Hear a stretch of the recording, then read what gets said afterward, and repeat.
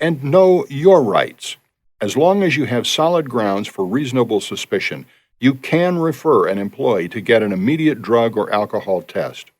Your policy may or may not require a second observation from another supervisor before you proceed. Your justification for testing must pass the reasonable and prudent rule.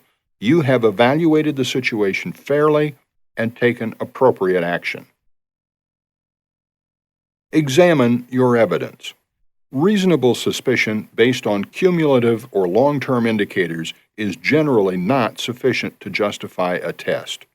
However, if suspicion is based on specific, contemporaneous, articulable observations concerning the appearance, behavior, speech, or body odors of the employee, this merits a test.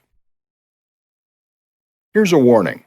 Never conduct a drug or alcohol test on your own. It's prohibited by federal and state rules. Follow the procedures and proper steps. Refer the employee to an HR representative or other liaison who can ensure the test is performed promptly and accurately. And here's a tip. Keep an updated list of employees with safety-sensitive job duties, from driving vehicles to performing equipment maintenance, even if they only perform such functions as part of their overall work responsibilities. You have a heightened obligation to refer these employees for testing based on your reasonable suspicion. Did you know federal workers governed by the U.S. Department of Health and Human Services guidelines test positive for alcohol if the result is at or above 0.04 blood alcohol level? Many businesses and industry follow these guidelines. Now, let's look at skill number 5.